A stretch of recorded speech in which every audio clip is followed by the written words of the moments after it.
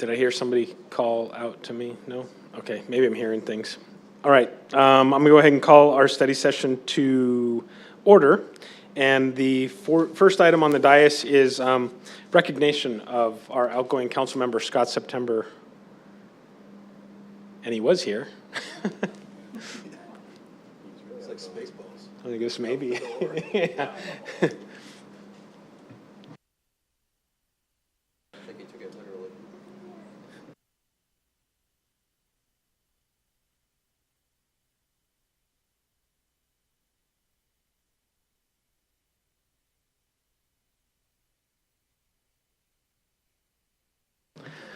All right. So I'd just like to recognize, Scott, I actually have something for you, and I'm going to step up front here in front of the dais, so hang on one second.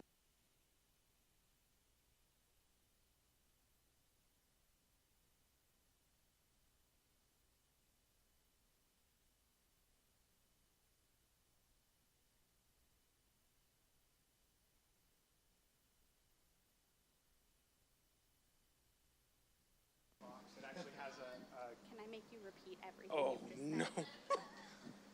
Coming out. Hello? Okay. So let me see if I can say it as eloquently the second time as I did the first time. So in appreciation for your time and service on town council, as well as the liaison with the planning commission, I'm going to present you with this plaque, and we have a Town of Gilbert coin for you. But I also wanted to just say that I really appreciated getting to know you over the last, gosh, 3.5 years. Scott and I stepped on, and Noah, I think at the same time, stepped on to Planning Commission at the same time. And then Scott, you were appointed to Town Council, so we really appreciate the time that you spent and my opportunity to get to know you, and I appreciate you, and hopefully we'll see you around town and involved in the future. So thank you. Thank you very much.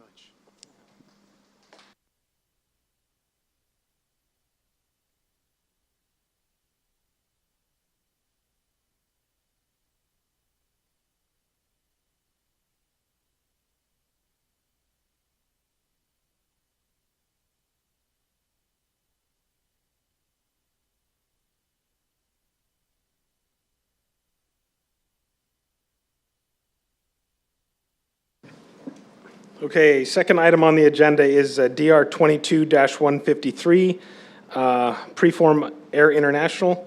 And Keith, are you presenting on this one? Looks like it. Chair Simon, members of the commission, good evening. Yes, I am presenting on this one tonight. I'm presenting on behalf of Noah Schumerth, who is not feeling well today. So bear with me. I'm not as familiar with this project as he is, so I would appreciate your patience with me tonight on this. So as far as the project that is proposed, it's called Preform Air International. And the project site, as you can see in front of you, it doesn't really show a lot of regional context, but this is basically, there's the industrial park, Elliott Commerce Center, that is located kind of west and south of the southwest corner of McQueen and Elliott Road. That is where this is located, and you can kind of see it in that bottom left-hand corner a little bit better where it's located based on that little pink square. So it's located in that existing Elliott Commerce Park.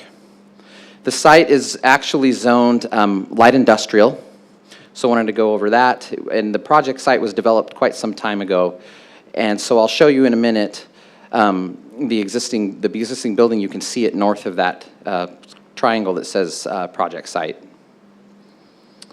So the input that is being requested tonight by staff is concerning the site layout and the design of the overall site, the design of the building elevations, and whether or not there is sufficient compatibility with the existing attached or proposed structure and the surrounding development around it, and compatible with the building that it's attached to. I'll show you that in a second.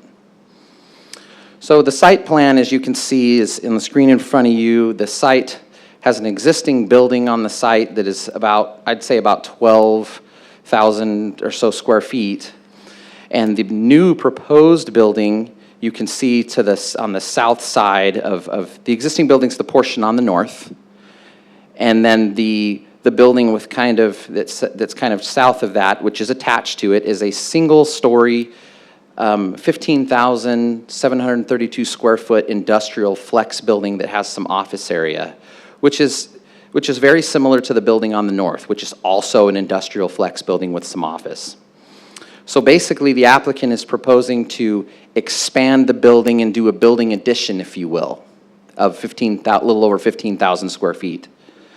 So the site has there'll be 26 additional parking spaces and drive aisles that connect to the existing site, and you can see those on the south half and how they connect and relate to the existing parking on the north side. And then they have a private screened yard space in the rear of the structure. You can see kind of on that western boundary at the line where the new building is constructed. It's like just right next to it. You can see there's a yard space back there, and there's another gate kind of enclosing that yard space. And there's 2 access points to the site. So you can see one there off of, I think it's Hamilton Court. And then you can see the other one to the north up here. So the driveway to the south will be new, and the one to the north is obviously existing there today. So I just wanted to show you the landscape plan. A lot of times these are colorful, pretty pictures that kind of show the site a little bit in more context. So you can see the portion of the building that's in tan is what's being added on to the existing building.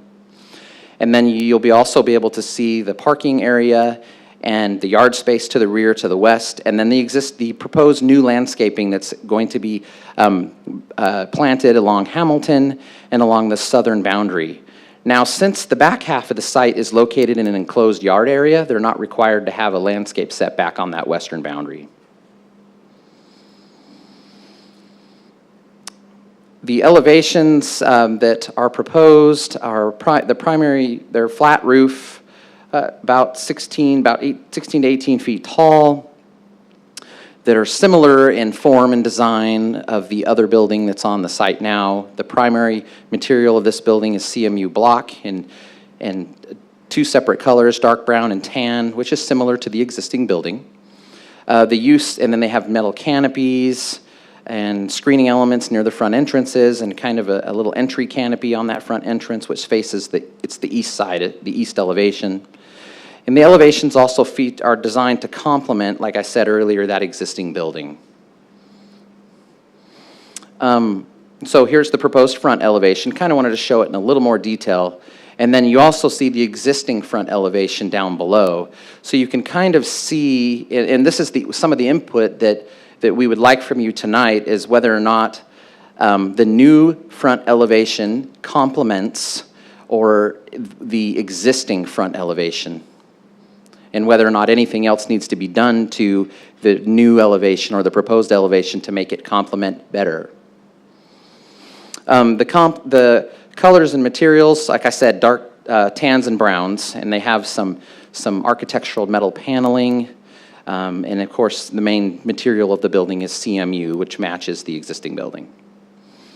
So again, the requested input tonight is on the site layout and design, the building elevation design, and whether or not you feel that this building is compatible with not only the existing building it's going to be attached to, but the existing buildings in the industrial park.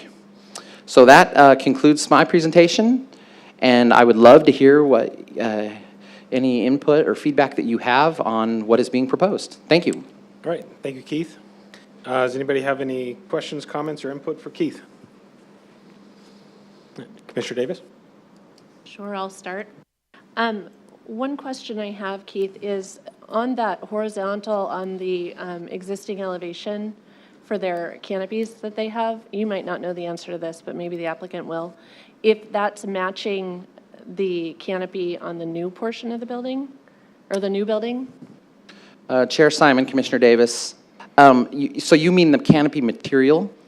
I'm actually talking about the depth of the canopy and the the canopy depth, okay. material, so Okay. both of those things.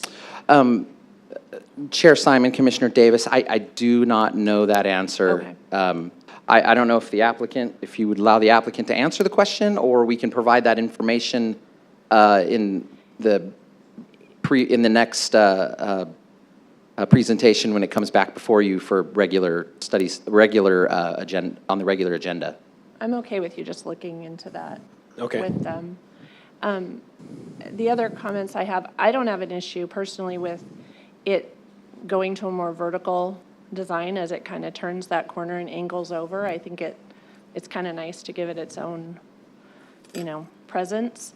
But there were a couple of things that I had comments on. The screens portion doesn't seem centered. I imagine that's because one of the entrances is a little smaller, but feels like that should shift. That's kind of tedious. And then those vertical bands that come above the smaller windows that come straight up, it looks like that's all just paint lines on block.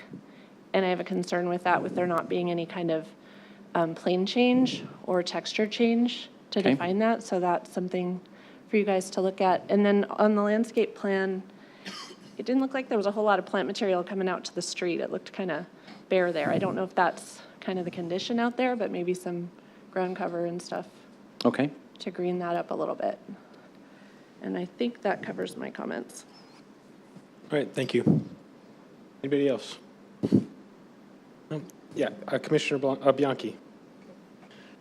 Keith, just a question, and it may be for Noah as well. So when you're looking or comparing the colors and materials with the DR05-131, I think was the original one, do they compare, or has it been painted and updated since for you guys to make that comparison to what they're proposing to what is there currently, I guess I should say, in the existing building?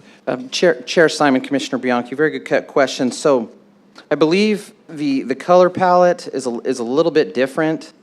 It matches the original color palette of the building. However, the distribution pattern of the colors, and I think Commissioner Davis mentioned this a little bit, the distribution of those colors appears to be a little bit different with the vertical elements from the it's kind of like a color blocking is not as consistent with the other building, but it appears that the colors are consistent and they are the same color palette as the original approval.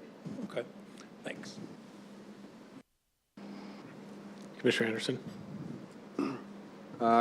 Just a quick question for you. On the west side of the property, where they're creating that opening between the existing and the new, and they're installing that gate, how is that gate going to function? Is it open during business hours? Is it closed all the time?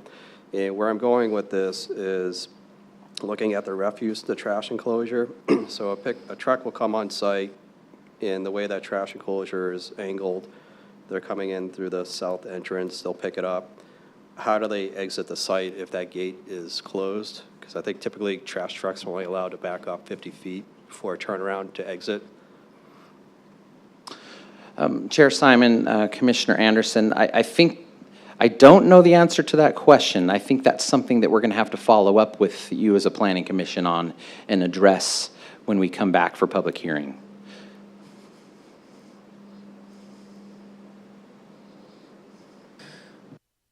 All right, anybody else? No? Keith, my only question is this intention to look as though it's one building when it's complete? Do you know, is that the intention on this? Chair Simon, I believe that's the intention, yes, is for it to look like a cohesive design or one building. It will have two tenants, I believe, but it will be one building. It's owned by the same owner. Two separate parcels, but owned by the same person. Gotcha. I believe that's correct. So my only recommendation, and this may be something that's already been intended, but I would recommend that the existing building gets a facelift with paint to match the vertical on the new building, just to make it all look cohesive across one. With regards to the site itself, I don't have any issue with it. I would like to know with regards to the vehicles being able to navigate through as well. Right. Other than that, I'm good with it. So. Okay. All right. Thank you, Keith. Yep, thank you. All right, we'll move on to item number 3, DR 22-168 Hilton Garden Inn. And who's stepping in for no on this one? Ashley?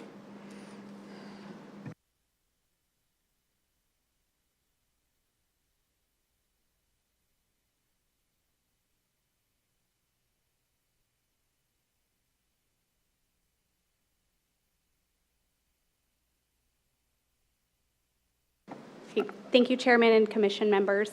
As you mentioned, this is DR 22-168, the Hilton Garden Inn. Tonight, as I go through the presentation, what we're seeking feedback on is the overall site plan, elevations, and building design. So this site is located at the northeast corner of Higley Road and Baseline Roads. It's kind of tucked back behind some developed commercial in that area.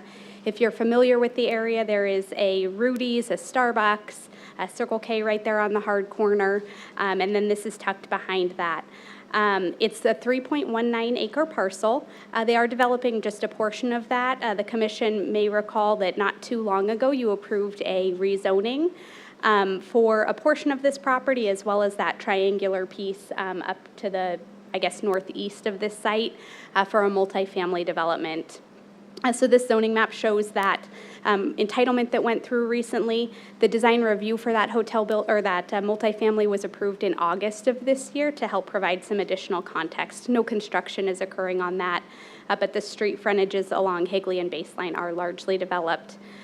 This site, for some added context, is located near the Banner Gateway Medical Center, and then again behind those existing commercial developments. What's important to note about this property as well is it is within a vertical development overlay district, so staff has envisioned kind of greater intensity of uses here, and the applicant is looking to take advantage of some of that additional height just by a small amount. They're permitted to have 55 feet in height, and I believe the maximum height that they're seeking is around 60 feet.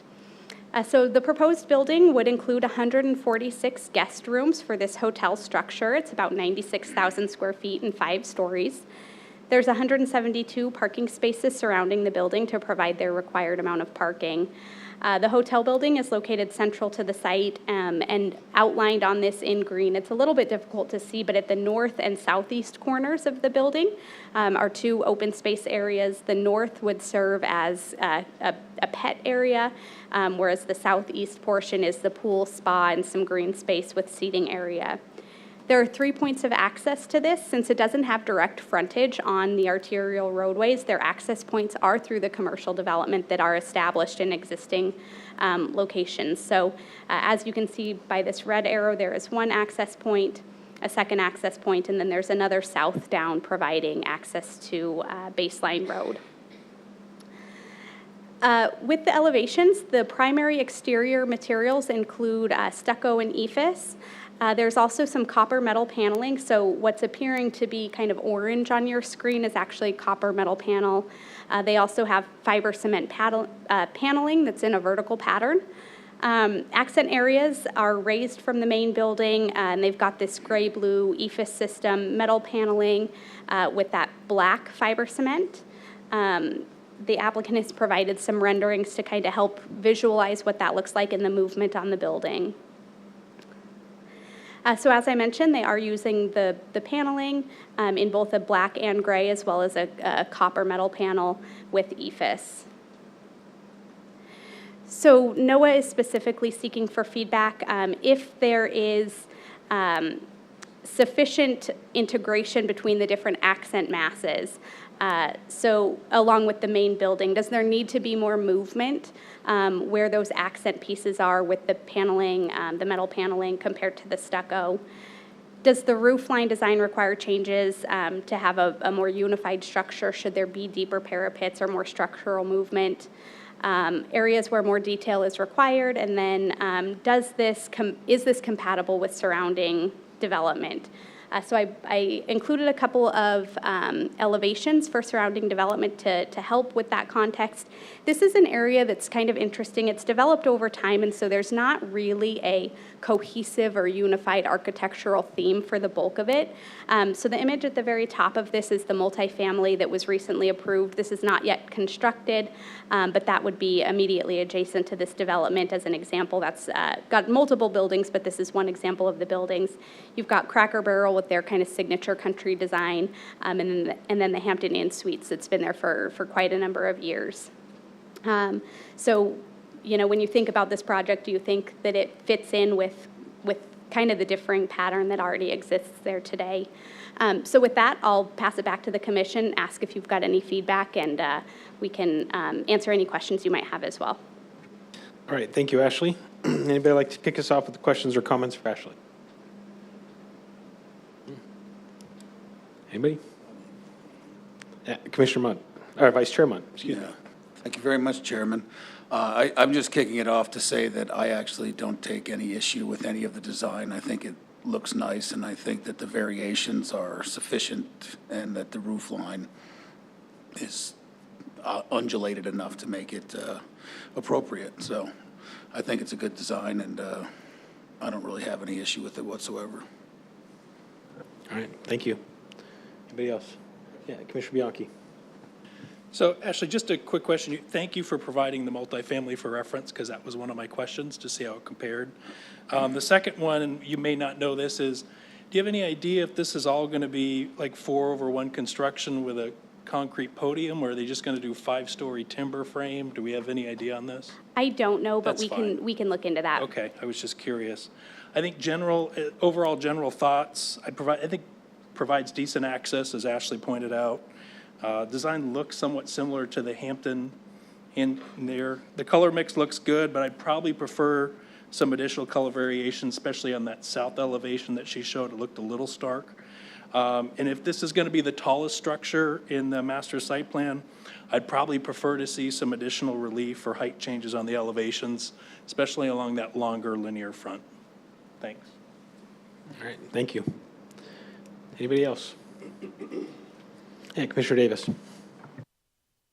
I guess, Ashley, what I would say is I really like the color palette. I thought that the materials were nice. I could see where they could engage the roof line a little bit more and return those pieces so they don't look applied. Maybe just even the depth of what that, you know, L element, upside down L over the entrance, maybe even just that far so it doesn't come that far, return those walls a little bit. But other than that, I didn't have any issues. Yeah, Commissioner Anderson. I'm glad they provided the 3D perspectives, because that really helped tell the story of the building, because looking at the 2D elevations, it looked just not really exciting, but seeing it in 3D, it does help a lot. The only concern I would have is, as Commissioner Bianchi pointed out, that south elevation, if they could do something to dress it up a little bit more. So the front elevation, they did such a nice job on it. If they could carry that theme around for all four-sided type of architecture, the south side would be great. And then the end elevation, the one particular you see in the front southwest aerial perspective on the bottom image, that just seems just like a very bland elevation, and that elevation would be seen from Higley Road as people are traveling that road. So if they could do something to kind of help dress that elevation up, that would be much appreciative. Thank you. Chairman, can I ask a quick clarifying question? Yep. I heard both Commissioner Anderson and Commissioner Davis say the south elevation. Do you mean the rear? Or? For me, looking at the front southwest aerial perspective, it's the long elevation. So along like the right side of the So if building? you go to your 3D rendering, Yeah. So that bottom image, the long elevation, if they can dress that one up so it looks Oh, okay. more in line Perfect. with the front west perspective in the top left corner. Okay, I appreciate that. Thank you. all right, anybody else? No? Actually, I'll just kind of throw my 2 cents in.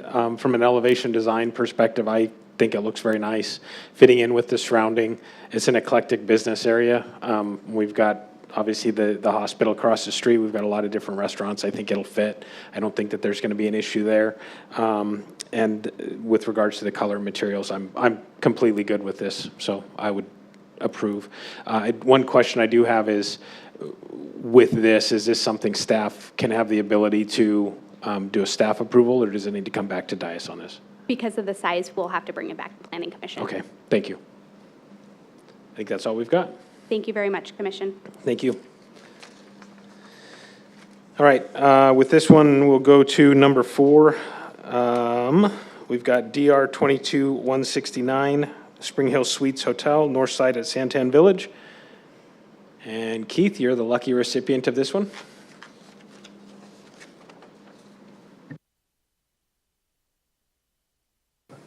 Chair Simon, members of the commission, hello again. The second project that I'm helping present tonight is for Spring Hill Suites at the north side at Santan Development. So the input that is requested tonight, we would love feedback on the overall site plan design, the color and material selection, and the elevations and the design of the building. So the site is located right off of Santan Village Parkway, just south of the main event, and you can see on the smaller aerial on the bottom left, that empty farm field, which this site is actually part of the North Side Master Plan, North Side at Santan Master Plan, which was approved earlier in 2022, which included 3 phases for development. The site is zoned regional commercial as part of a PAD, the Crossroads PAD. So there is, like I said, this is phase 2 of a 3-phase development. Phase number 1 is to the south. I don't have a graphic for that, but that is the kind of the shops, kind of a little village center type shopping concept that you saw earlier last year. And then phase 2 is this hotel that's proposed, and phase 3 is a future office development with 2 4 to 5 story type of office buildings right along the freeway. The site is about 1.35 acres. This phase 2 site, it will be developed or it's proposed to be developed as a single 134 guest room hotel, about 96,000 square feet, about 60 feet in height, this building is. They have, there's 148 new parking spaces that will be surrounding the hotel building. You can see on the site plan in front of you that there is the parking area I'd say about 48 spaces or so, right immediately south of the hotel, right along Santan Village Parkway.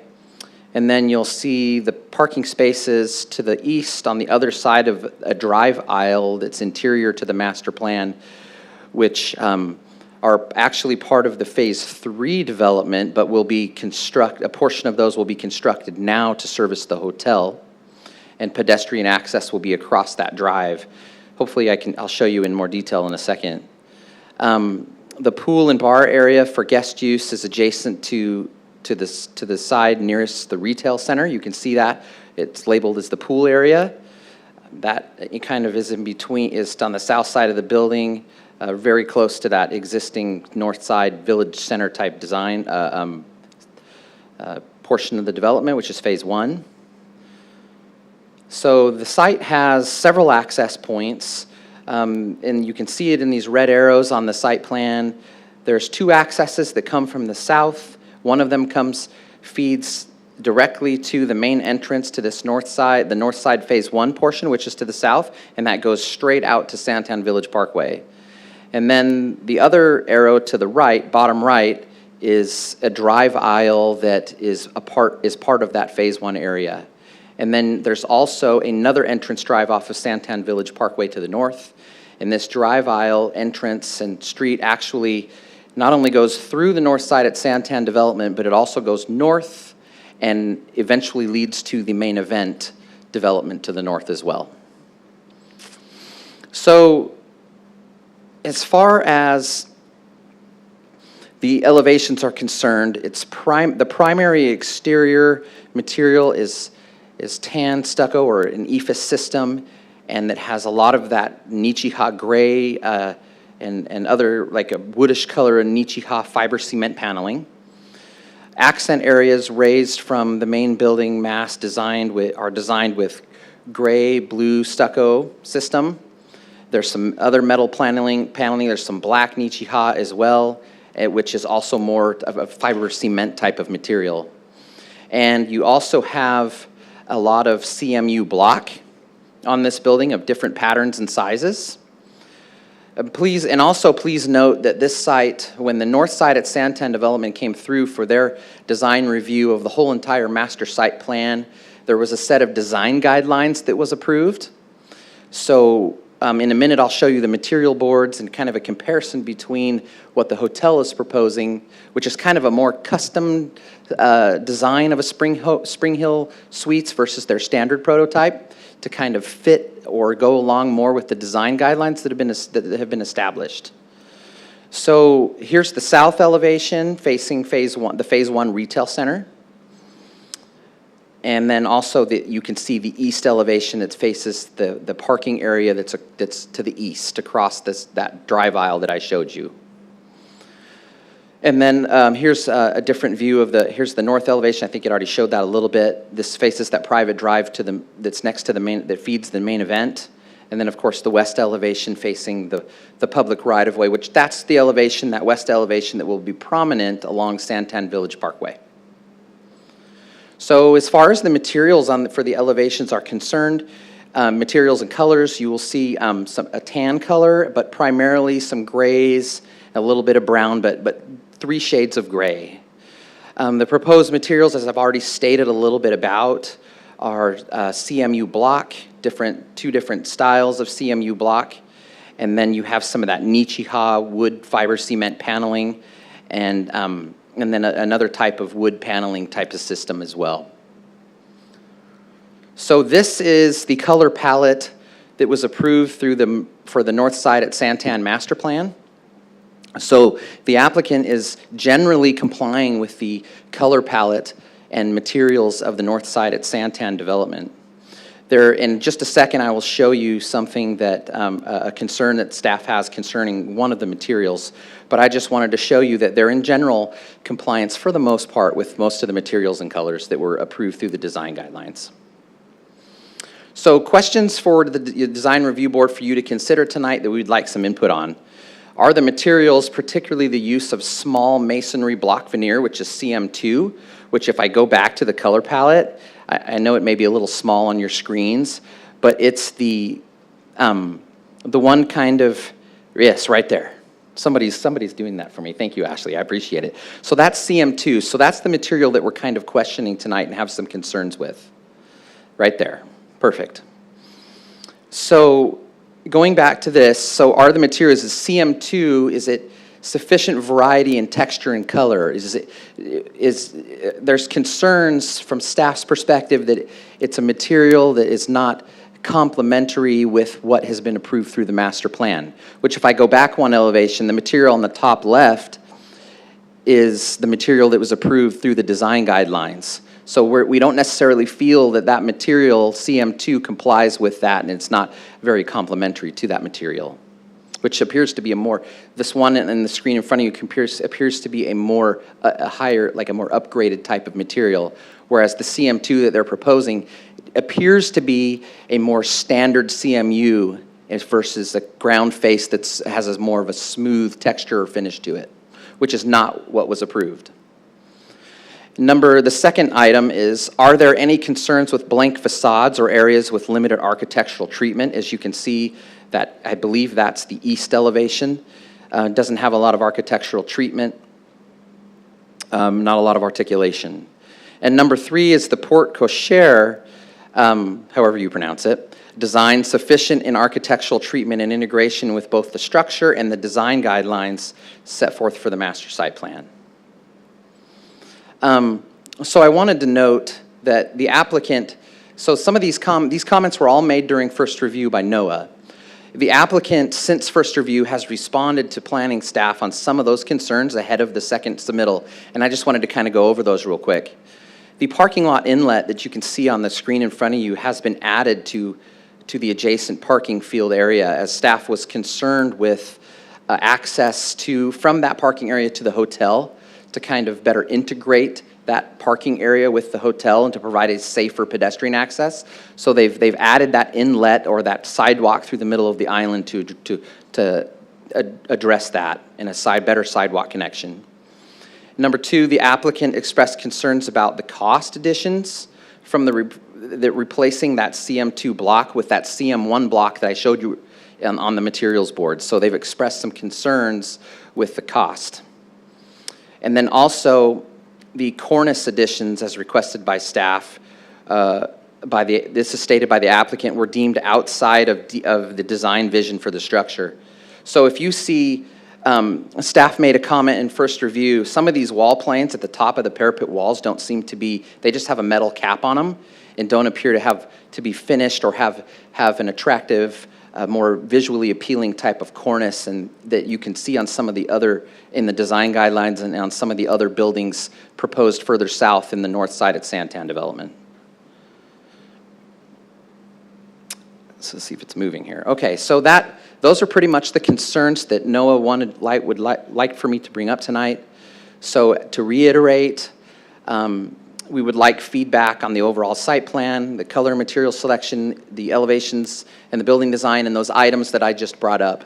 So if you have any questions, I'll try to answer them to the best of my ability. If not, like I've stated in the other presentation, we can always include more information when it comes back for public hearing as well and get back with you. So that's it. All right, thank you, Keith. Anybody like to start us off? Questions or comments? Yeah, Mr. Blazer. Thank you. Well done.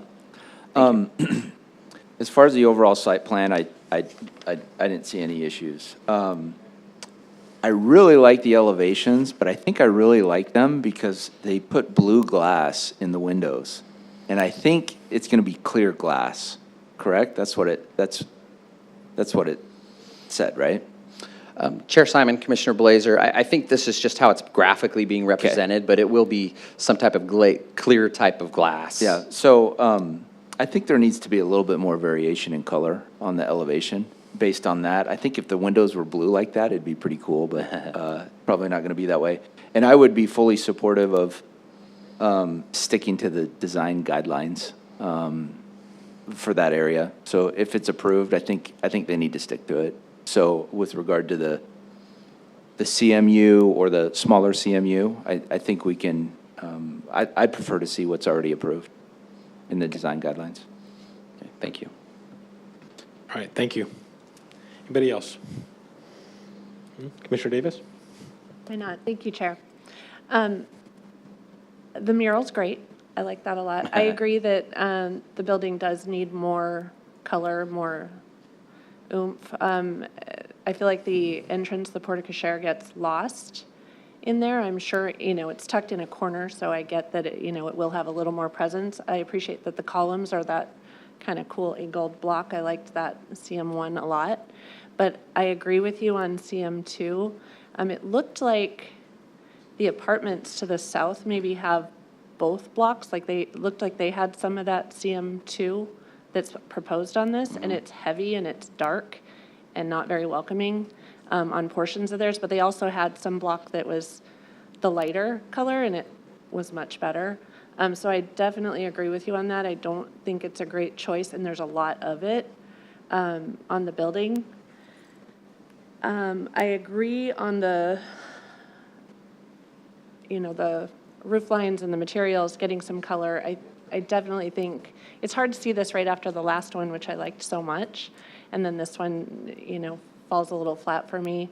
I know that area is a lot more gray and some of those more modern forms, but this could step it up a little bit, especially in that area, because it should be something better. It's an important area in our town.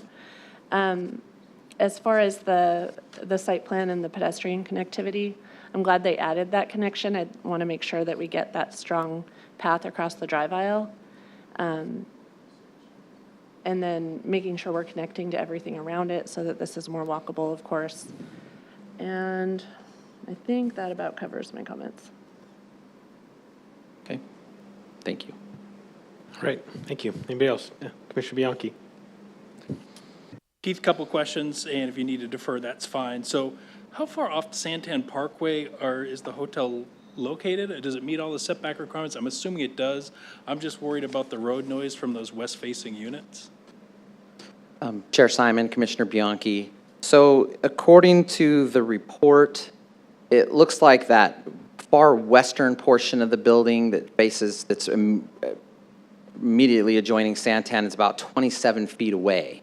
Okay. The required building setback is 25 feet Yeah, along if they're Santan. met, okay, I didn't know if They do meet if there was that. any deviation requested or Nope. anything. The other thing is, are we looking at a shared parking scenario here?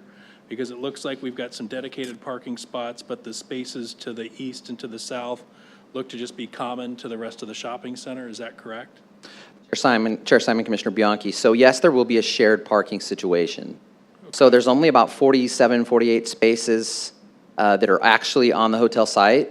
In order to meet the parking requirements per the LDC, that portion to the east across that drive aisle, which is technically part of Phase 3, that's part of the shared parking. So they will be utilizing those spaces, which is, I think, 101 total parking spaces, and they're only going to use about like 88 of them or something like to that. I can't remember the exact number. But yes, that portion across the east side of the drive aisle will be shared with the hotel. And I believe they're required to submit an administrative use permit for shared parking in order to get that approved. Okay. All right, I think that's it for questions. As far as general feedback, I think the parking as you showed at the front, that's going to be at a premium. So parking pushed to the back, I think it does a nice job allowing better frontage appearance.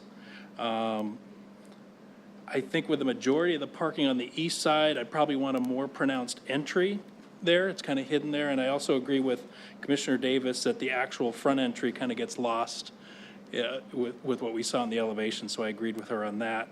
And then I'd probably prefer to see some height variation along the roof line. It's pretty linear there. The texture variations, for the most part, they look okay to me. But I agree with staff on the east elevation and adding a little bit more there. And in regards to the CMU, yeah, 4 stories of CMU, it does seem a bit much, but I'm okay with it if we kind of keep it limited and we don't expand that at all. So thank you. Thank you, Chair. Thank you. All right, thank you. Anybody else? Commissioner Anderson. Keith, just a quick question for you. Looking at the elevations, they're calling out a building height elevation or top of parapet at 60 feet. But when you look across that line in all 4 elevations, none of the buildings going up to that 60-foot line. Is there a reason why they're calling out a 60-foot line instead of actual building height? Chair Simon, Commissioner Anderson, I'm not 100% sure on that. If the height is measured to the top of the parapet wall at 60 feet, obviously we don't measure height that way. We measure the height at the roof line or the plate line of the building, which I'm not sure what that height is. Obviously, it's probably going to be about 54 feet, maybe 55 feet. Okay. But we can get back with you on that and provide more information on that. Okay, if yeah, you'd like I said, it's calling out a 60-foot top of parapet height, but none of the parapets are going up to that Right. 60 feet. I just think they measured it not based on how we measure height for a flat roof building based on the code. So we'll get them to address that. Okay, thank you. All right, anybody else? Keith, my only comment is really with regards to the north and the south elevation in that roof line. I feel like there should be some more undulation there. I feel like something can be done. I just feel like it's very flat.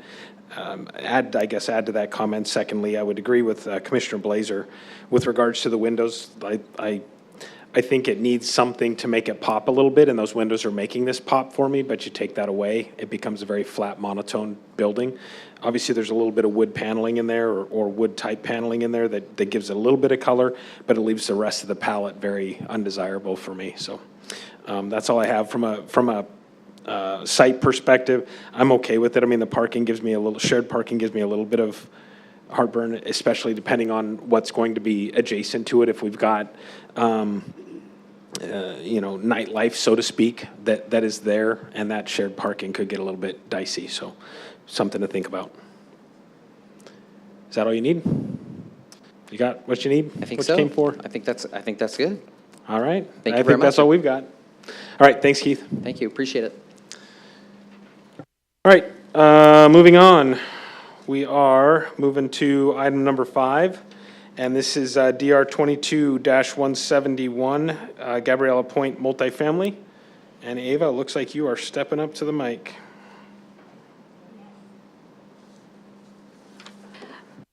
Good evening, Chairman Simon and Commission. My name is Ava Kutro. I'm the Planning Manager, and I'll be presenting for Noah Schumer this evening. What we'll be discussing is the design review for Gabriella Point, and Noah is requesting feedback on the landscaping layout and the elevations and building design. This property is just under 40 acres at the southeast corner of Warner and Martingale. And it is zoned for multifamily medium and multifamily light with a PAD overlay. The PAD allows additional height on some of the buildings, up to 56 feet in height, while requiring additional open space throughout the project. As you can see on this site plan, there are 17 buildings for the multifamily with 760 units.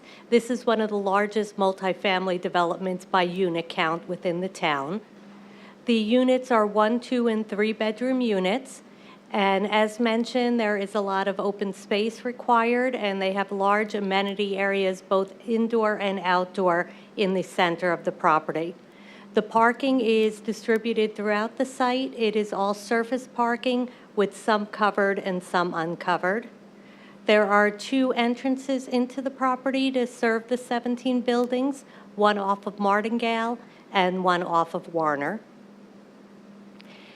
Here is the overall landscape plan, and as mentioned, there's additional landscaping requirements, so there's 43% open space.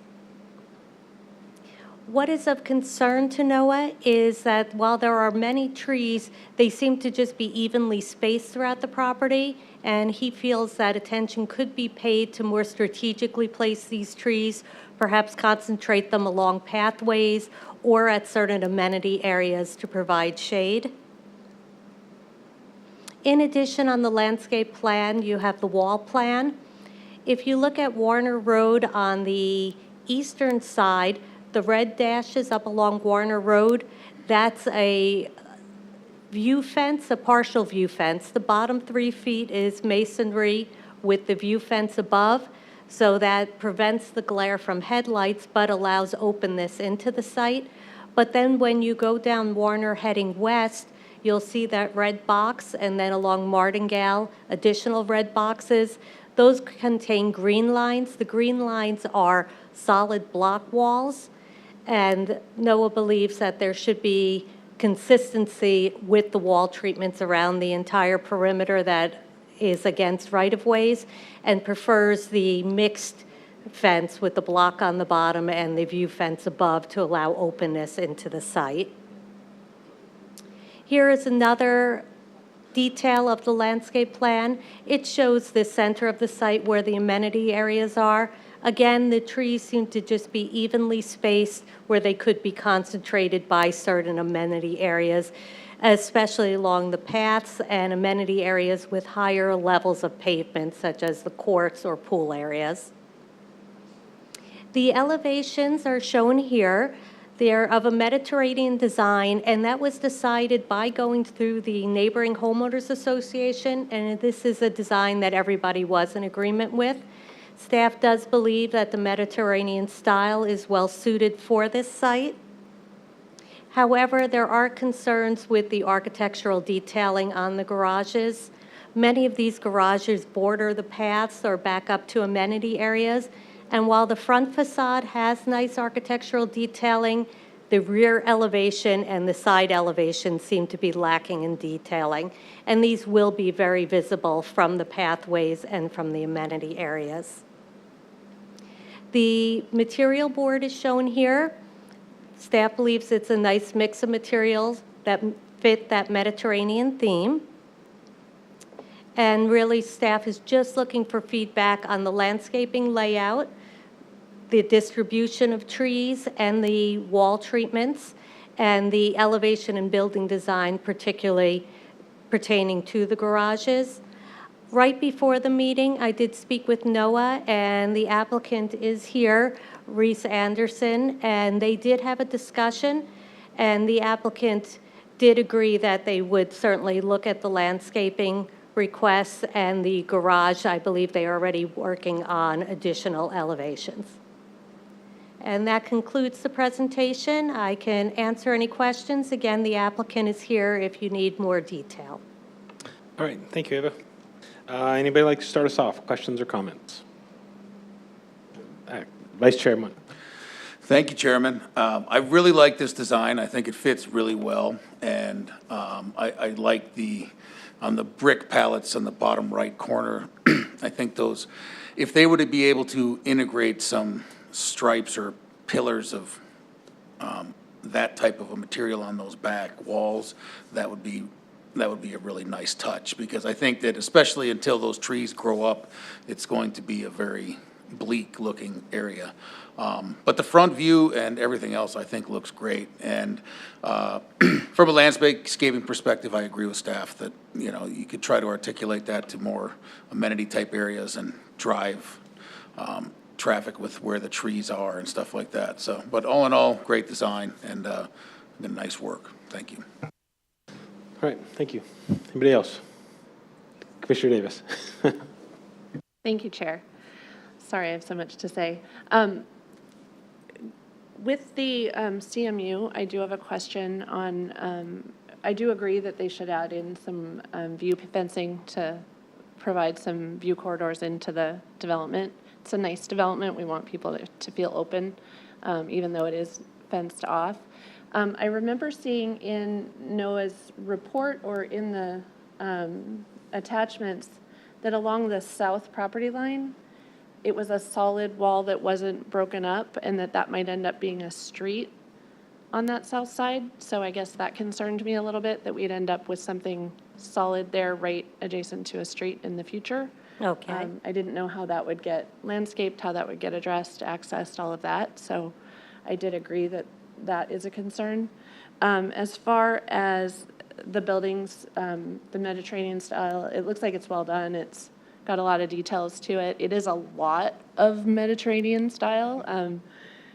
There's a lot of apartments here. It's a lot of buildings, but it does look nicely done, and it's good to hear that that's what the neighborhood wanted and that's what they're coordinating with. So I do support that. I agree on the garages, that those could use that additional detailing and care. Also related to the landscaping, I appreciated Noah's attention to the detail. It's a big project, it's a lot to digest, and he did a really nice job of making comments on that. And I'll always support providing shade for pedestrian paths and getting people out walking, and I think that was a great comment, and I'm glad that the applicant's open to looking at it. And that's all I have. Chair Simon, Commissioner Davis, thank you for those comments. All right. Yeah, Commissioner Bianchi. Thanks, Chair. Yeah, as Commissioner Davis said, this is a very large complex, but I think the materials and the variations in the facade, I think they look acceptable. It's definitely plentiful. I'd probably want to ensure that, since that tile Capistrano tile roof looks pretty extensive in some areas. I agree with staff on a lot of the conditions, the points that they brought up. If they prefer the view walls over that taller brick walls, I would support that as well. And as Commissioner Davis said, yeah, if we've got 200 or so garage units, I'd want to see some additional architectural elements or materials, especially where they're internal to the site or maybe adjacent to some pedestrian areas as well. And yeah, as brought up in the staff report, definitely look at using some lower water use trees or shrubs and providing some additional shading along those pedestrian corridors or near the amenities that staff pointed out. I would agree with all that. Thank you. Thank you. All right, thank you. Yeah, Commissioner Anderson. Ava, just a quick question for you. On their site plan under the project data, what is the site zoned? I'm sorry, I What's can't hear the you. site zoned? It's multifamily medium and multifamily low with the PAD overlay. So it's both designations? Yes. Okay. The entire site is not broken off, like half is low and half is medium?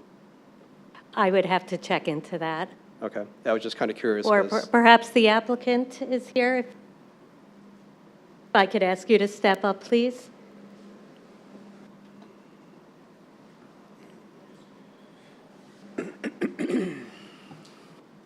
Mr. Chairman, Commissioners, the simple answer is that the east half is zoned multifamily low, and the west half is multifamily medium.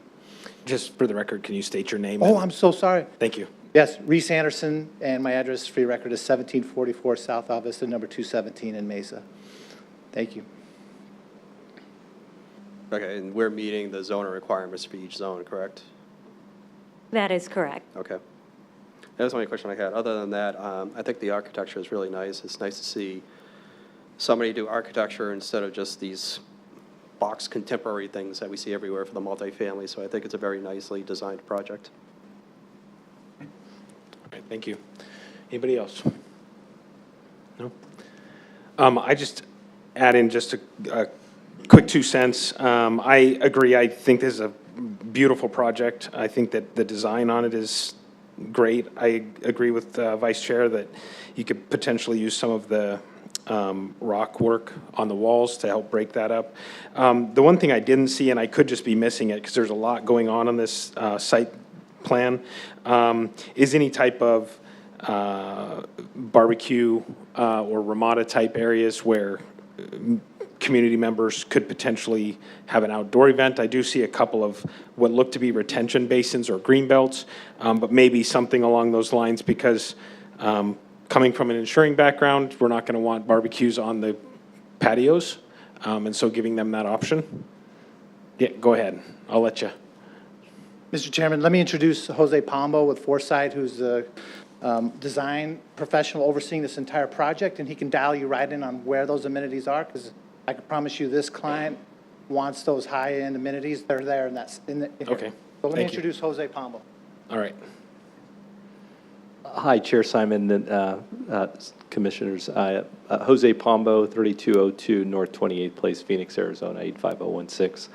There, to answer your question regarding the spaces for residents to be able to congregate, there's actually 2 large courtyards, amenity courtyards as we refer to them, that are a part of the project. One that is part of the MFL side or the east side of the project, and the other that's part of the MFM side, which is the MFM, the west side of the project. And in each one of those courtyards, there are actually 2 pools. Actually, the east courtyard has 2 pools on its own. The larger pool, which is the one that's being pointed to right now, a little bit further up from that, yeah, right in there, perfect. Adjacent to that pool area is a large Ramada, outdoor Ramada that's got outdoor grills, it's got outdoor seating, shaded seating, ceiling fans, so on. There's also a Ramada that's located at the south pool within that same courtyard. And then in the amenity courtyard that's located to the west, adjacent the athletic, or what's labeled as a recreation building, there's also a Ramada that's located adjacent to that. So, yeah, lots of amenity spaces in this courtyard. All right.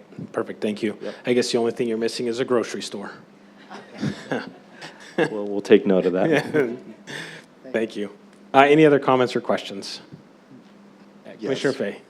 I'm sorry, even to be kind of bringing this up at the last minute, but I did not check the transportation master plan. I assume the transportation master plan shows through a minor arterial or something like that on the west side of the property and on the south side of the property?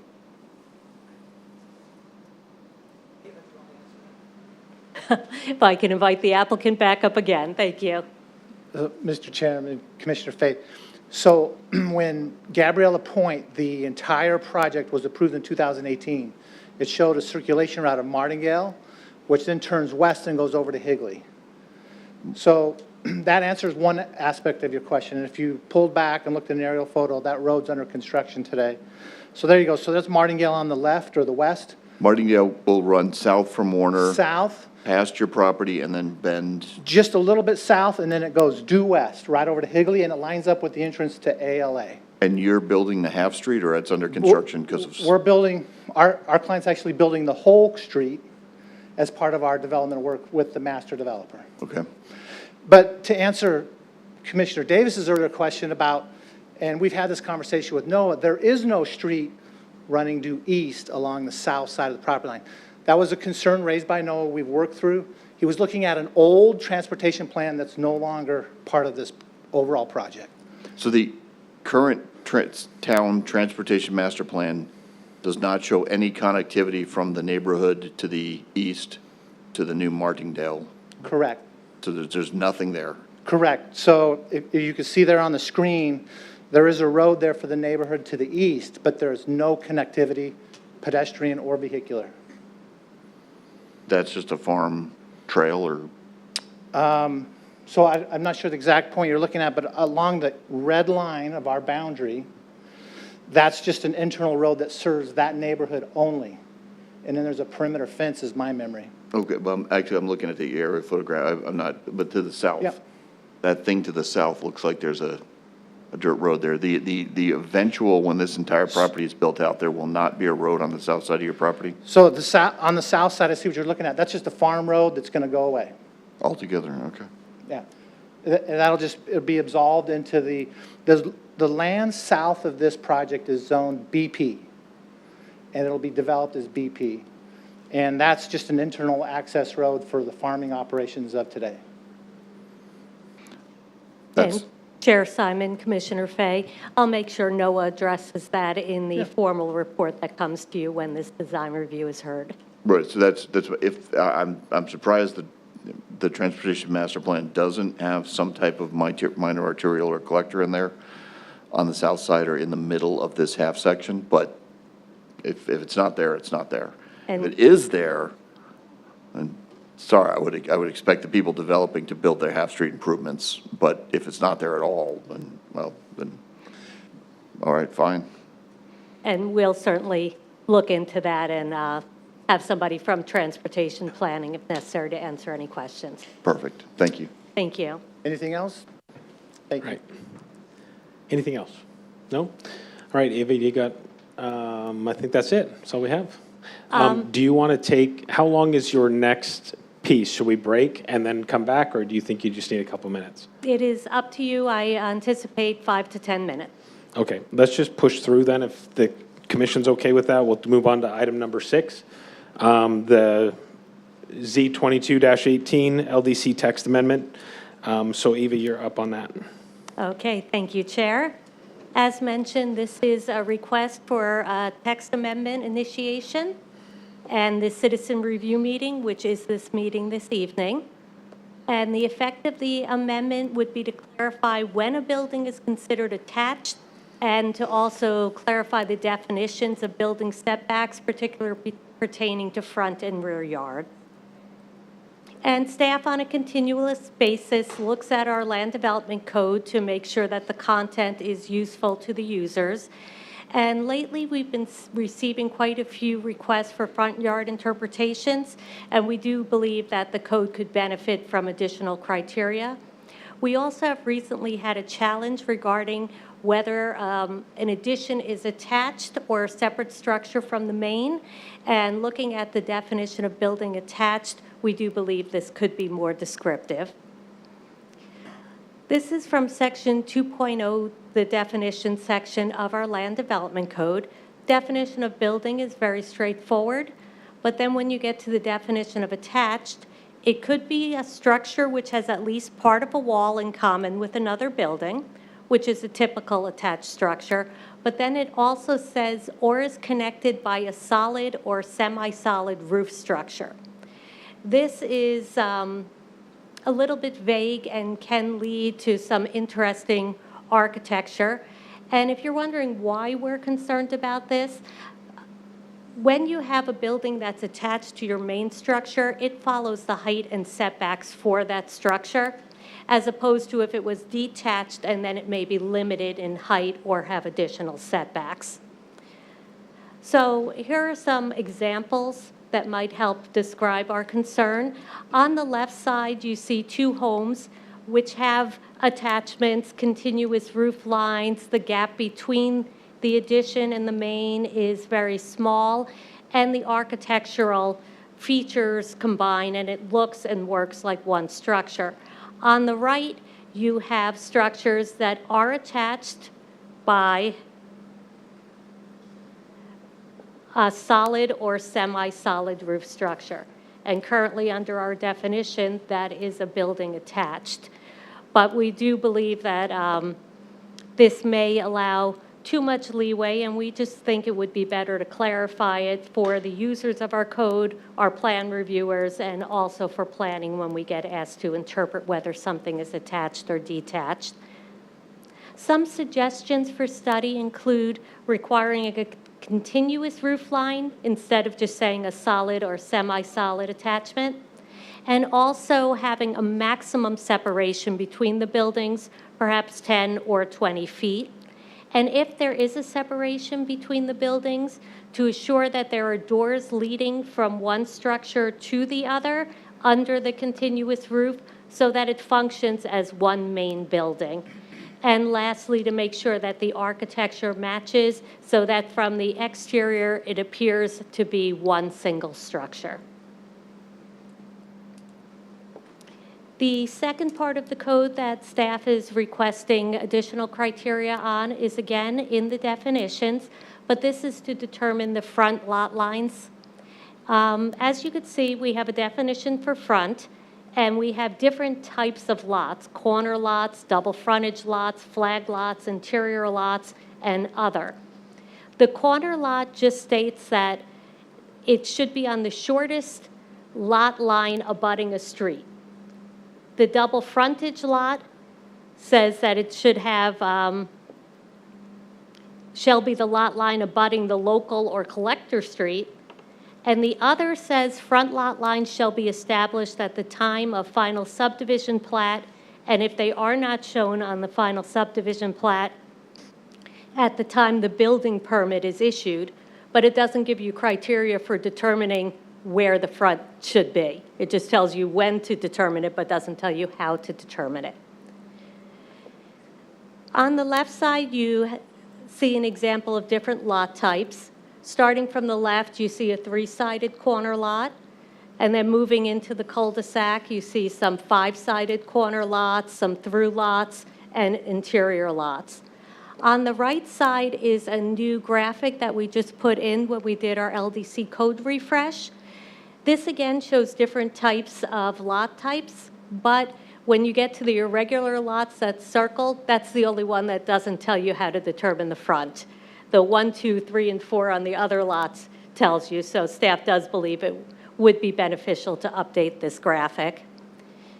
Criteria that could be considered when determining a front yard could be the direction the front door faces, again, what is shown on a subdivision plat, what is in harmony with the other adjacent front yards in the neighborhood, and perhaps the street with the lower classification or the street with higher pedestrian traffic. Many of these criteria came from other town codes that I looked at to see what they had and just best practices of the APA, the American Planning Association. Another consideration is if a neighbor wants to change a front yard. Other towns do require notification of the neighbors because they may know something that staff doesn't, and perhaps that would be out of harmony. On paper, it may look straightforward, but for the people living there, there may be concerns we're unaware of. So that's another thing that staff would like to consider. And if we're looking at changing the definition or clarifying the definition for front yard, we should also look at rear yard. Currently, our terms define the rear yard as a singular lot line opposite the front lot line. However, there are certain instances where I believe a rear yard shouldn't be a singular lot line. What is circled here, that lot 5, I would think that you could have 2 rear lot lines there, and the same thing with lot 10 on the other plan. So I would just recommend that the term singular be removed, because you can have multiple side yards, you can have multiple front yards, but for some reason our code limits the rear yard to just a singular yard. And that concludes my presentation. Again, the requested input is that the commission vote to initiate the text amendment this evening and Also, any feedback from the commission on the suggested criteria or any other additional criteria the commission may wish us to look at. All right, thank you, Eva. Are there any questions or comments for Eva? If there's none, then I would entertain a motion to recommend staff move forward. Oh, do I just need to tell you? I always get that one mixed up. So, all right. So it looks like there's no comment up here, Eva, so we'll go ahead and recommend to move forward. Do we have to do a vote? Are we good with that? Yes, but we're going to try out the voting. Oh. All right. So voting is open, so go ahead and everybody place your vote.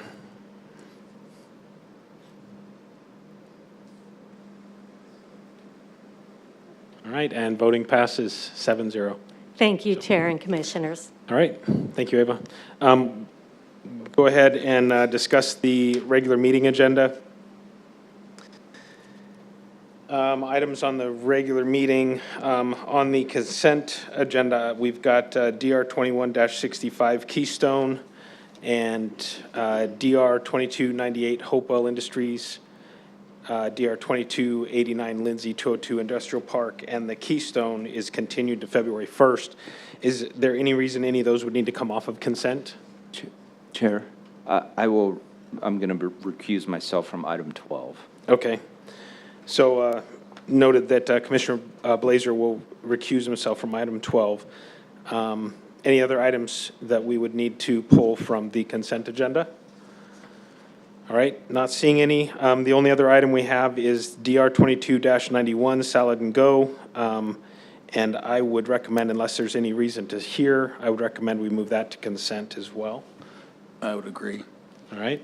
Chair, I did have a comment on that one. You do have a comment on that one? It should be quick, though. Okay, so we'll keep that on non-consent? I'd appreciate that. Okay, perfect. So we will keep the agenda as written. We'll go ahead and take a quick 5-minute, come back to our regular meeting at 6:17, 6:20. Adjourned.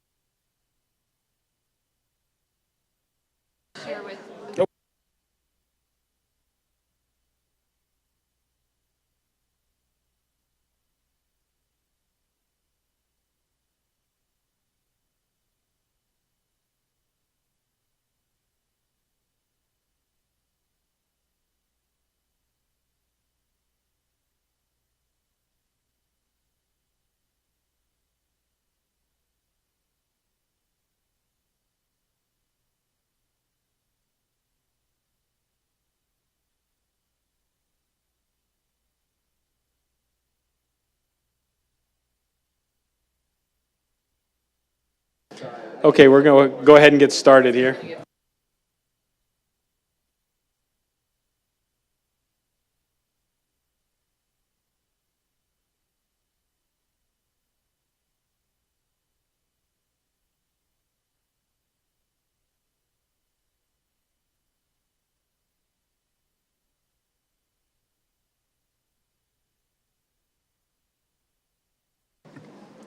All right, so I'm going to go ahead and call our regular meeting to order.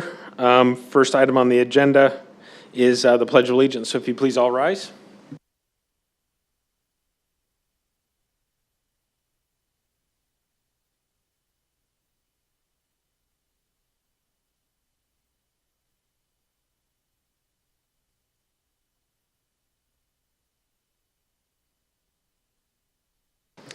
Okay, can I get a roll call, please?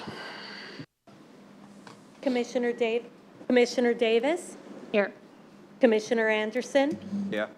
Commissioner Fay? Present. Commissioner Blazer? Here. Commissioner Bianchi? Here? Vice Chairman Munt? Here. Chairman Simon? Here. We have a quorum. Thank you. And I will go ahead and entertain a motion to approve the agenda as written.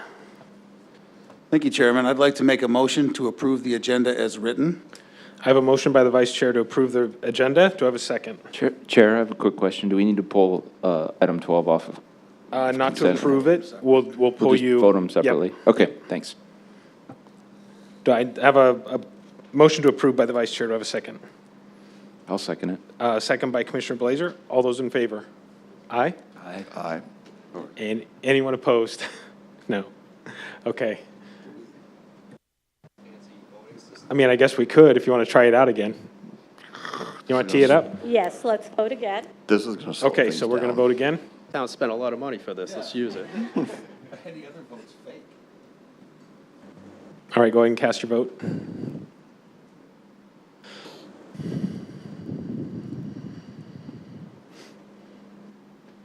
And the motion carries 7-0. All right, with that, we'll move on to communications from citizens. At this time, members of the public may comment on matters within the jurisdiction of the town, but not on the agenda. The commission response is limited to responding to criticism, asking staff to review a matter commented upon, or asking that a matter be put on future agenda. And I do have one comment card. I don't know if there's any others out there, but we'll go ahead. Casey Kendall, you go ahead and step up to the mic, and you've got 3 minutes, sir.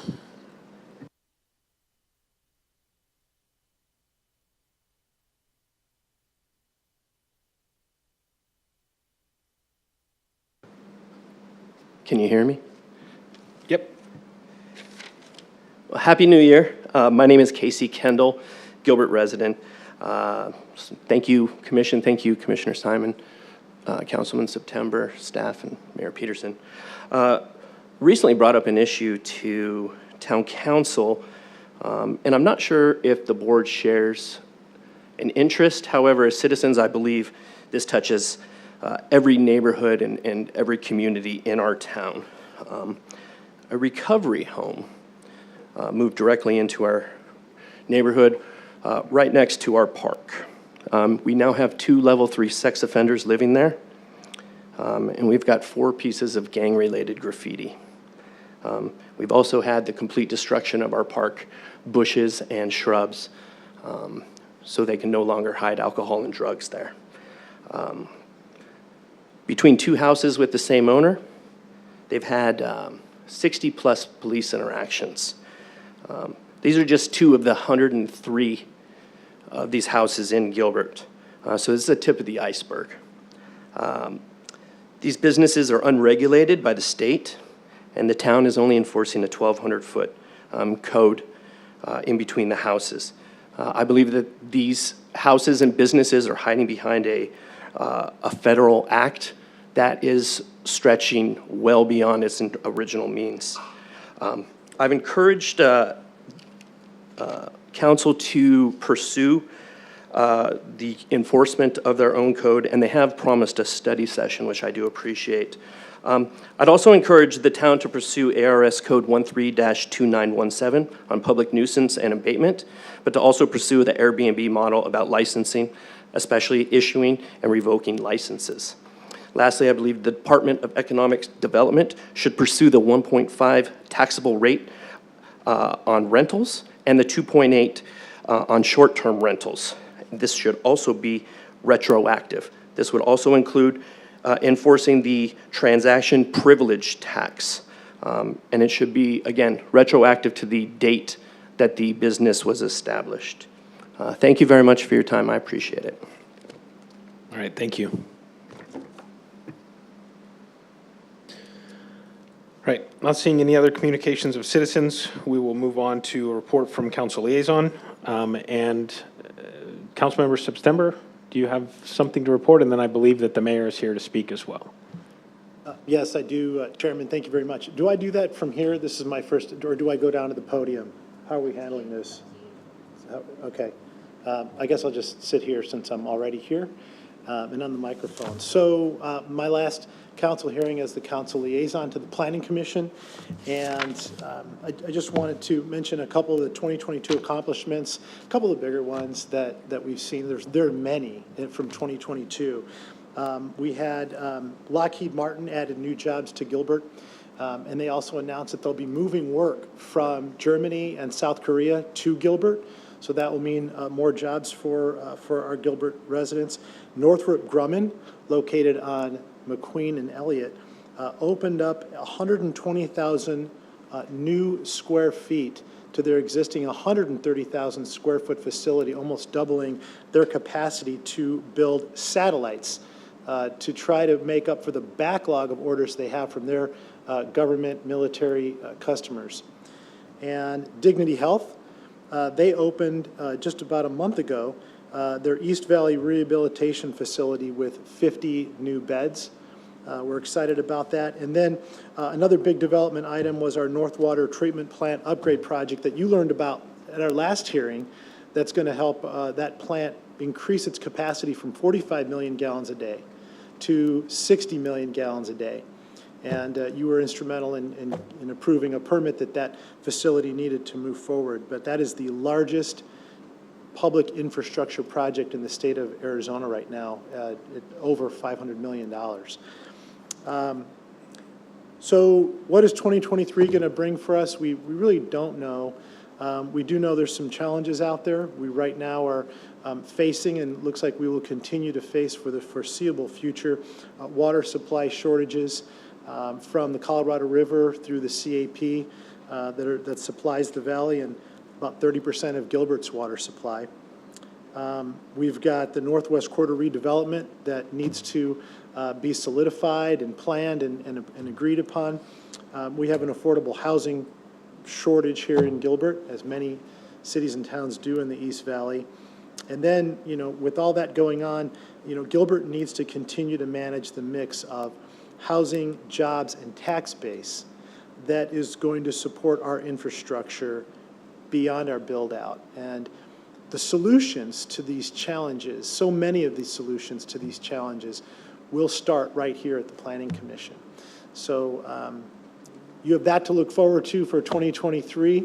And I just want to say it's been an honor serving with you in the small way that a liaison serves with you. I want to thank you and your families for allowing you to share your time, talent, and resources in serving the community. Thank you very much, Chairman. Thank you, Planning Commissioners. Right. Thank you, Councilmember. We appreciate everything that you've done for the community. And again, we wish you the best. Hope to see you around town. I'll be watching from the cheap seats from now on. All right. Mayor. Good evening, Chairman, members of the Planning Commission, Bridget Peterson, Mayor of the Town of Gilbert. I want to say Happy New Year. I hope you all had wonderful holidays. And I wanted to be here this evening to welcome you back to Town Hall. Thanks for your patience during that long time that you were misplaced over to our police department. And I know that it always, when people don't like change, right? And so I know it's always difficult to be sitting in a different location. Some of you are sitting in here for the first time because you were appointed during that time, so welcome. I welcome you both. I can see over there. And I just wanted to say we appreciate all that you do. Thank you to Councilmember September for his service to the community, for his time serving as your liaison. That was my position before Councilmember September came onto the town council, and I always enjoy my time with the Planning Commission, and I think some people might think we're crazy because these get to be long, involved meetings, but I always found it interesting to be able to do my homework for council here at the Planning Commission level. I know you're all dying to know who your new liaison's going to be, but I just finally today got everyone's input from the new council members and the current council members, so I haven't solidified those appointments yet, but we will have those before your next meeting. We are having an open house of this building next Tuesday evening prior to the inauguration, so if you'd like to come back, if you hadn't had a chance to do a short tour of our beautiful remodeled Gilbert Town Hall, I invite you all to do so. Thanks for all you do. Thanks to your families for giving up their time with you to be here to give your time to us. We appreciate it. Thank you very much. Had the opportunity to tour during the ribbon cutting, and they did a phenomenal job. It's a beautiful building, so congratulations on all the work the staff did, as well as obviously the contractors who built it. So thank you very much. Thank you so much. There's still some little details that I'm sure you've seen today while you've been here, but we'll get those all worked out in the coming weeks, and we look forward to bringing you back in February. All right. Thank you. All right, with that, we'll move on to the public hearing. All items listed below are considered the public hearing consent calendar. The commission may, by a single motion, approve any number of the items where after opening the public hearing, no person requests the item be removed from the consent calendar. As such, a request is made, the commission shall then withdraw the item from the public hearing consent calendar for the purpose of public discussion and separate action. Other items on the agenda may be added to the consent calendar and approved under a single motion. So we will go ahead and I'll entertain a motion unless there's anybody who needs something removed. We're going to remove item 12. We'll vote on item 11 and 13 first and then come back to item 12. So I need to entertain a motion to approve the consent item 11 and 13. Thank you, Chairman. I'd like to make a motion to approve item number 11, DR 21-65 Keystone, and item number 13, DR 22-89 Lindsay 202 Industrial as the consent agenda. All right, I've got a motion to approve by the Vice Chair of number 11 and number 13. Do I have a second? Second that. I have a second by Commissioner Bianchi. All those in favor? Oh, wait. Go ahead and cast your vote.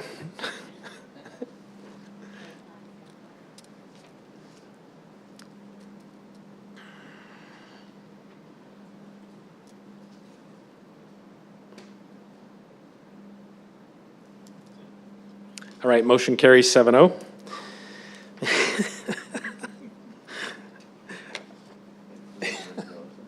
I'll entertain a motion. Commissioner Blazer, you're going to recuse yourself from this. I will entertain a motion to approve item number 12 on the consent agenda. Thank you, Chairman. I'd like to make a motion for consent agenda number 12, DR 22-98 Hopewell Industrial Park, P3. All right, I have a motion by the Vice Chair to approve item 12. Do I have a second? I'll second. I have a second by Commissioner Davis. All those in favor, cast your vote. Man, I got to change that. That'll take a little bit. And we've got one abstention, which is Commissioner Blazer, and the motion carries 6-0, right? All right, with that, move on to public hearing non-consent. Non-consent public hearing items will be heard at an individual public hearing and will be acted upon by the commission by a separate motion. During the public hearings, anyone wishing to comment in support of or in opposition to the public hearing item may do so. If you wish to comment on a public hearing item, you must fill out a public comment form indicating the item number on which you wish to be heard. Once the hearing is closed, there will be no further public comment unless requested by a member of the commission. So we've got item number 14, DR 22-91, Sell and Go and Shops. And Samantha?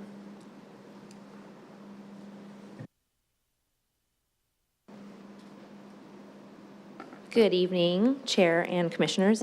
Did you want a presentation from me, or did you just want to get straight to questions? Why don't you give us a quick overview, just so for community purposes, and then we'll go to questions. Okay, sounds good. Okay, this is DR 2291 Salad and Go and Shops A.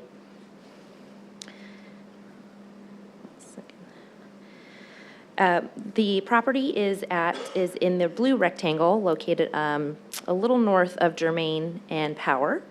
There's an infill piece there, and the applicant is proposing 2 buildings all in one phase. It's just shy of 2 acres in general commercial in the Power Ranch PAD development plan, and as I mentioned before, it will be developing in one phase, although they are showing 2 buildings in this one parcel.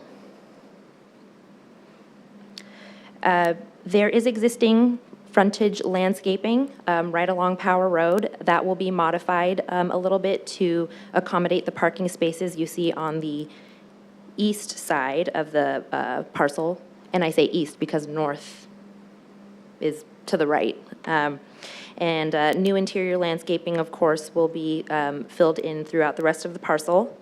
The required coverage is 15% and 17% will be provided, so they meet all of our landscaping requirements. And one thing I want to note on this page is they will be using a combination of landscaping and a 3-foot wall for their drive-through screening. The code does offer for various options to screen the drive-through lanes. Here's a brief look at the elevations. To ensure cohesion between the 2 new buildings and the existing center, staff made sure that the colors and materials were pulled from EOS Fitness. You can see some cool tone grays and brown split-face CMU on the Salad and Go. And that pulls into the Shops A building as well. No users are proposed for Shops A at this time, but it was important to staff to ensure the buildings did share some colors so as to make sure that the center was a little coordinated and not so standalone, especially with the bright Salad and Go colors. Here's the colors and materials. You can see very obviously the stucco system are both sharing paints and the color. Same with the cocoa brown CMU split face and the metal canopies as well. Similar colors, similar materials. There was no public input. The applicant met all of the public notification requirements, and staff hasn't received any comments at this time. So that's my presentation, very short and sweet. Staff is recommending approval of the findings of fact and subject to very few conditions listed in the staff report. And I'll take your questions. All right, thank you. Questions? Mr. Davis. Thank you, Chair. My comment is related to, I believe it's the retail building. The columns that have the stone on it, it's kind of disappearing into the masonry columns. I'd like to see that stone raise up to the height of, the column portion, up to the top to just kind of break that up and so that it's a little more noticeable and provides a little more texture on the building. And that would include the west elevation where they have that mass that breaks the roof line to bring that stone up a little bit there too. That's all I had. So if the board agrees, I'd be happy to make a motion that includes an additional condition of approval. Sure. Okay. Commissioner Bianchi, question? Thank you, Chair. So, Sam, I think it probably would have come up, but did town or traffic have any issue with the way the parking going into the drive-through and coming out, where we've got parking spots directly in alignment with those? So we'd have folks turning in, but we'd also potentially have folks backing out at the same time. Was that of concern, or is the drive radius there enough where we don't see that being a potential issue? Chair Simon and Commissioner Bianchi, we did not have any issue. Thank you for raising that point, but we felt comfortable with the width of the lane and the flow of traffic as is laid out. Okay. Yeah, I don't know, I necessarily have a concern. I just didn't know if that was brought up or there was an issue, because that was one thing that caught my eye. And I would probably support Commissioner Davis in bringing that stone up as well to enhance the look. Thank you, Chairman. Okay. To address your comment, Commissioner Davis, can we go back and could you repeat your comments one more time, please? Absolutely. What I was talking about is the columns that have the stone on it, not the masonry, where that masonry wainscot is going around the building. They have the additional stone material kind of at their entry points and then on their canopy, and that piece in the back. What I was looking for is for that stone to raise up higher and break that plane of the wainscot. It looks like it drops down just below it, and I think it would be more effective if it came up higher to bring more texture to the building, because there's not a whole lot going on with this. It's a pretty simple building. I thought that might add to the richness of it a bit. Okay. And you wanted to add that as a stipulation to the conditions? If the chair and the commission agree, that is what I am presenting. Okay. Okay. Any other questions or comments for staff? Does anybody feel a reason to have the applicant speak? Yeah. Please state your name.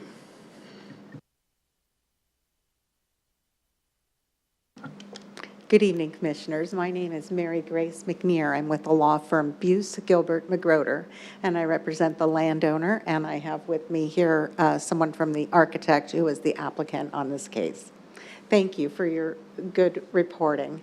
And we actually would like, if I can just ask a question about this new stipulation. We are in agreement with the staff report. Thank the staff very much for their work on this project and appreciate their support. But I have a question for Commissioner Davis, if I may. Can you point out, you're saying just on the columns, the stone on the columns, is that correct? Yeah, I'm just talking about the columns that have stone. There's some column support center portions that have masonry, and it's just the ones that have that stone on them is the ones that I was looking for that to break it up so that it doesn't kind of disappear into those, to that masonry. Okay, I think we understand. What elevation, east, west? Which elevations were you talking about? It looks like it affects all of them. If you look at, like on the columns at the drive-through, for instance, those narrower columns, to bring it up higher on those columns. And also on that portion on the west where you have that piece, that volume, that mass that breaks the roof line slightly, there's some stone like lined up pretty much exactly with the masonry to break that there. So kind of carrying that theme around the building. We understand. Thank you so much for explaining that a little better, and we're in agreement with that condition to be added. Thank you. All right, thank you. Any other questions or comments for staff or the applicant? All right, thank you. And I don't have any comment cards from community, so at this point, we'll go ahead and close the public hearing. We'll bring it up to the dais for further conversation and/or a motion if there is one. Mr. Chair, I'd like to make a motion to approve DR 2291 Salad and Go Shop and Shops A with the staff recommended conditions, as well as an additional condition to raise the stone material on the columns that they're presented on to come up to the top of that column around the building. Okay, I have a motion to approve, and Samantha, do you have that? Do you understand what we're looking at? Yes. Will you repeat it one more time? I'm typing furiously. Let's see if I can say it the same way. Okay.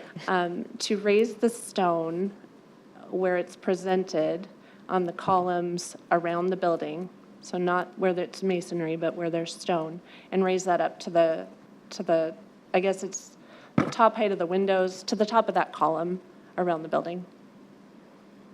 Chairman? Yes. Commissioner, may I add to that stipulation to be approved by staff so that it doesn't have to come back to the commission? Yes. Thank you. All right, so we've got a motion to approve the DR 22-91 Sell and Go with the additional stipulation or condition of increasing the height of the stone on the columns to match the height of the stone of the windows, basically, is what I'm hearing. So I have a motion to approve. Do I have a second? I'll second. I have a second from Commissioner Bianchi. All those in favor? Or, excuse me. I've got to get used to this one. It might take me a couple months.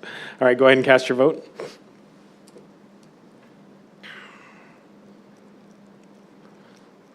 And the motion carries 7-0.